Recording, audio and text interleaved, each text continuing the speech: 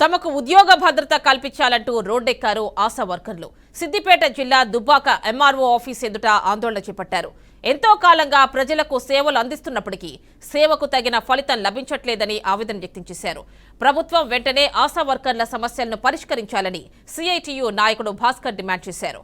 ఆశా వర్కర్లకు కనీస వేతనం 26,000 ఇవ్వాలని కోరారు. ఈ మేరకు ఎంఆర్ఓకు వినతి పత్రం అందజేశారు.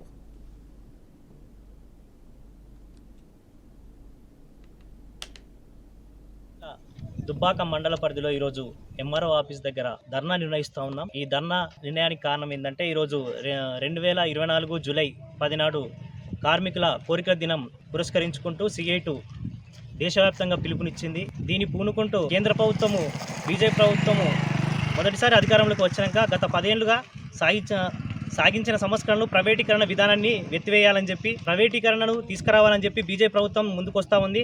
ఎన్నికల ఫలితాలు వెల్లడైనాక 4 లేబర్ కోడ్లను అమలు చేస్తామని చెప్పి బీజేపీ ప్రభుత్వం ప్రకటించింది. బొగ్గు బ్లాక్ వేలానికి పూనుకుంటా ఉంది.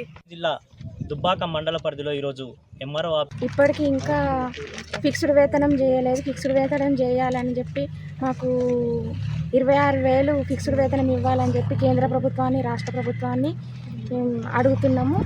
ఈరోజు ఎంఆర్ఓ గారికి లెటర్ ఇవ్వడానికి ఇక్కడికి వచ్చినాము. మాకు పనికి తగ్గ పారితోషికాలే ఉన్నాయి. పనికి తగ్గ పారితోషికాలు తీసేసి ఫిక్స్డ్ వేతనం చేయాలని కోరుతున్నాం. ఇప్పటికీ ఇంకా ఫిక్స్డ్ వేతనం చేయలేదు. ఫిక్స్డ్ వేతనం